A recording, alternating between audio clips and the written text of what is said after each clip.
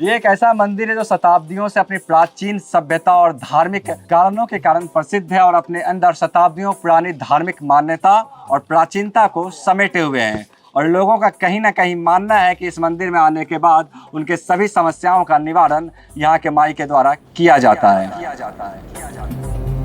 गिरिनन्दिनि नन्दित मेदिनि विश्वविनोदिनि नन्दनुते गिरिवर विन्ध्य शिरोदिनि वासिनि विष्णुविलासिनि जिष्णुनुते भगवती। बेगूसराय जिला के तेघड़ा प्रखंड के बैजलपुरा गांव में अभी फिलहाल हम लोग माई के मंदिर में हैं और इनके बारे में ये मान्यता है कि यहाँ पे जो भी भक्त अपने दिल में कोई आस्था रख के आते हैं, अपनी मुराद रख के आते हैं, मैया उनकी मुराद पूरी करती है। आइए हम लोग जानें कि अभी आगे का मंदिर का क्या कार्यक्रम है, किस प्रकार के धार्मिक आयोजन होने वाले हैं और धार्मिक आयोजन में किस प्रकार के सांस्कृतिक कार्यक्रम होने वाले हैं। वह किस प्रकार का आयोजन आप लोग करने जा रहे हैं? आयोजन मंदिर निर्माण करीब 5 साल से यहाँ पर हो रहा है और आज से करीब 8 महीना पूर्व जब मंदिर निर्माण का अंतिम चरण पे थे तो यहाँ के जो हमारे महात्मा थे जिनके मार्गदर्शन श्री गोपाल दास महाराज जी जो हैं उनके द्वारा और भी विद्वान पंडित को बुलाया गया था। उस टाइम ही 10 तारीख से 15 तारीख को ये डेट निर्धारित हुआ था। 10 अप्रैल 2024 से लेकर 15 अप्रैल 2024 को, जिसमें 10 अप्रैल को यहाँ के महिलाओं बहन के द्वारा कलश यात्रा निकाली जाएगी, जिस कलश यात्रा का रजिस्ट्रेशन भी आज से 1 महीना से चल रहा है। 1100 महिला और बहन रजिस्ट्रेशन कर चुके हैं, जिसकी संख्या बढ़ती ही जा रही है। कलश यात्रा से ये प्रोग्राम स्टार्ट होगा और उसके बाद 11 तारीख 12 तारीख को बहन हरफीता जी के द्वारा प्रवचन होगा। संध्या में माता का आरती के लिए काशी से विद्वान पंडित आ रहे हैं। 1 घंटा का डेली 6 दिन का प्रोग्राम उनका है। उसके बाद फिर रात में संध्या 7 बजे से 10 बजे तक भजन गायक धीरज कांत जी और उनके टीम है जो वो शाम को डेली 10 से 15 तक 3 घंटा 4 घंटा उनका भजन का कार्यक्रम है।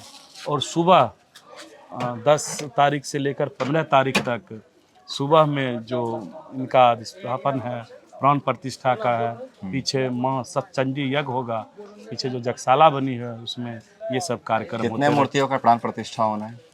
यहाँ पे लगभग 5, 6, 7 मंदिर का निर्माण हुआ है, जिसमें माँ भगवती, बजरंगबली, शिव परिवार, विष्णु भगवान, विश्वकर्मा भगवान, सभी भगवान का मंदिर बन चुका है और सभी भगवान का मूर्ति यहीं राजस्थान मकराना से लाके यहाँ आ चुका है, जिनका प्राण प्रतिष्ठा सब प्राण प्रतिष्ठा एक साथ होने वाला है। कलश यात्रा में कौन कौन सी महिलाएं और बहनें हिस्सा ले सकती हैं? कलश यात्रा में विधवा छोड़ के जितने भी महिला और बहन हैं वो सभी भाग ले सकते हैं। अच्छा। और उसमें हम लोग ने रजिस्ट्रेशन का एक नियम बनाया है, उसमें 151 रुपया दे के कोई भी बहन और माताएं अब रजिस्ट्रेशन करवा रहे हैं। उसमें मंदिर के ही द्वारा उस बहन और माताओं को कलश का जितना भी सामग्री होता है, चुनरी, पट्टी और भी जो भी प्रोवाइड होगा वही मंदिर।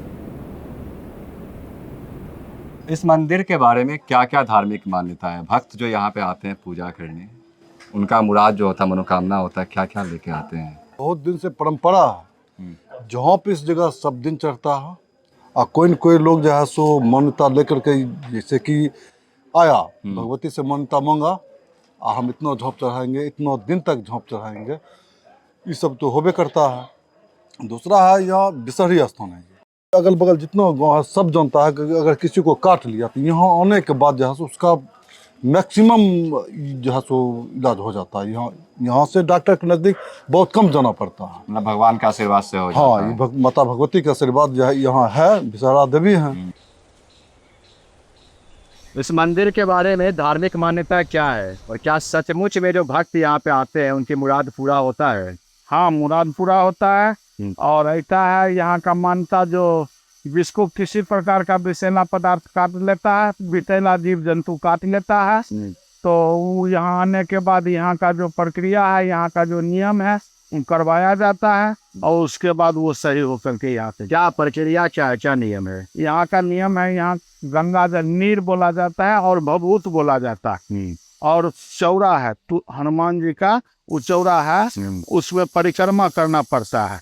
परिक्रमा करने के बाद जिस अंग में काटा है, जहाँ भी काटा है, जैसे हाथ में काट लिया तो हाथ को बजारना है, पैर में काट लिया तो पैर को बजारना है।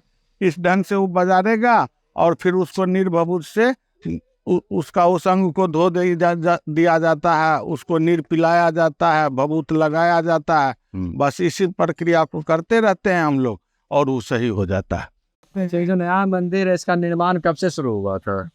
नया मंदिर का निर्माण शुरू तो हुआ था 2006 में। वो चला कुछ दिन, उसके बाद फिर रुक गया।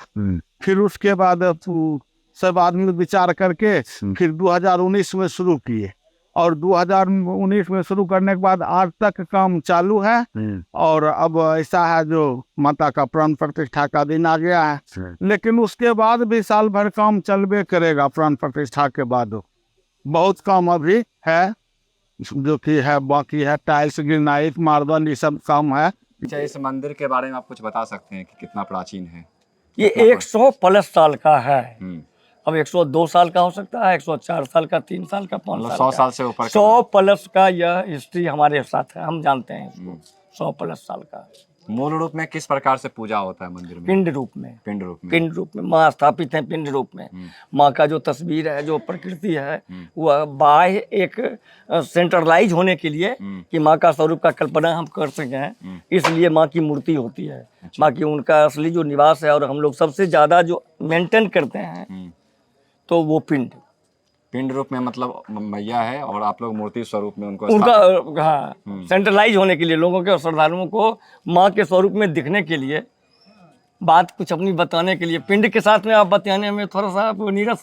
अच्छा, ये जो धार्मिक आयोजन आप लोग करवा रहे हैं, जो प्राण प्रतिष्ठा का मतलब आयोजन है, उसके अलावा जो सांस्कृतिक कार्यक्रम है, किस प्रकार का सारा कुछ है और कैसे आप लोग इसको सफल कराने के लिए आप लोग का जो आयोजन समिति है किस प्रकार से उसके लिए प्रतिबद्ध है?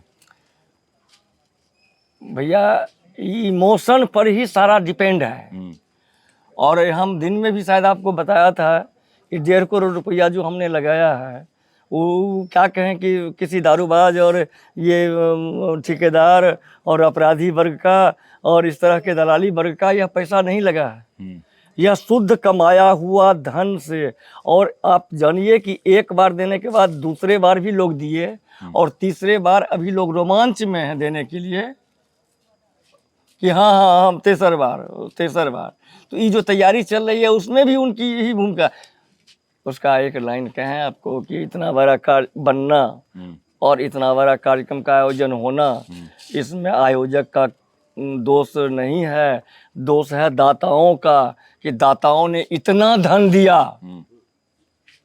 और आप समझिए कि एक से एक पढ़ा लिखा लड़का, जॉबर लड़का, प्रोफेशनल लड़का, माथे पर ईंट गारा बालू करके ढलाई का जितना, सबके सहयोग से मंदिर का निर्माण हुआ, जन जन के सहयोग से, और सबके सहयोग से इतना बड़ा धार्मिक। और जब जन जन का सहयोग एक साथ हो तो फिर उस कार्यक्रम के लिए चिंता करने की हमको नहीं लगता है वो पर्याप्त है। और फिर माँ बैठी हुई है खुद ही। अच्छा, मंदिर के पुनर्निर्माण से लास्ट में आपसे ये जानना चाहते हैं किस प्रकार से इस क्षेत्र में बदलाव आएगा और यहाँ के लोगों का क्या विकास होगा? ऐसा आप लोग को क्या लगता है कि इस मंदिर का निर्माण हुआ तो यहाँ से यहाँ के लोगों को फायदा होने वाला है? देखिए, वह गांव धन है जो गंगा किनारे कहा जाता है। तो हम समझते हैं कि बहुत बड़ी दूर तक की आबादी धन्य है जो माँ के अगल बगल में जिसका निवास पूर्व से हो। और ये माँ प्रस्फुटित हैं, ओजस्वी हैं, काफ़ी यशवली हैं। और ये दिनानुदिन तेज से बढ़ती हुई और ज्वाला के रूप में, दीप के रूप में प्रज्वलित हो चुकी है। और ये आने वाले दिनों में हम इसको शक्ति पीठ से तनिक भी कम हमको नहीं दिखाई पड़ता है। अच्छा। कल के दिनों का आज का यह भगवती स्थान, कल का इसमें शक्ति पीठ जुट करके भगवती स्थान बजलपुरा कहना, ये लाजमी हमको दिखाई पड़ता है। अब उसमें अगल बगल के जितने लोग हैं किसको खुशी नहीं होगी कि हमारा स्थान इतना ऊंचा उठ रहा है और हमारे यहाँ आप भी आए हैं। मान लीजिए आज हमारा सौभाग्य है कि आपका चैनल हमारे साथ है। कारण कौन है? मैं है ना। आप लोगों ने बेगूसराय से आया, पूरा दिन आप लोगों ने धूप में हमने देखा काम किया। आप मंदिर का आपने कैसे उसको किया है, उतना टॉप पर आपने चढ़ा है।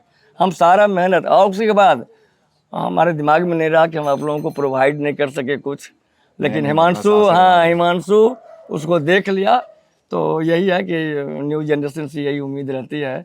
तो हमने चूका है, दिन भर इतना लंबा समय आपका बीत गया, हम आपका कोई ट्रीटमेंट कर नहीं सके। लेकिन हिमांशु तो इसका भी कारण माँ है, और सबके जड़ में माँ है, सबके मूल में माँ।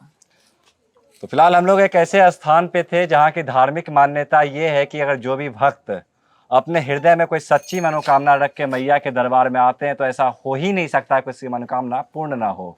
और इसके बारे में कहावत है कि सदियों पुराने इस मंदिर में जहाँ पे मेडिकल साइंस कहीं ना कहीं अपना दम तोड़ देता है, वहाँ से चमत्कार शुरू होता है। और एक बात जो बजलपुरा के बारे में, मंदिर के बारे में कहा जाता है वो ये है कि लोगों का आस्था इतना इस मंदिर में प्रगाढ़ है कि अगर सर्पदंश हो जाए, भूत प्रेत हो जाए, किसी भी प्रकार का ऊपरी टोटका हो, तो इस मंदिर में आने के बाद तमाम प्रकार के समस्या का निवारण यहाँ पे मैया के द्वारा किया जाता है।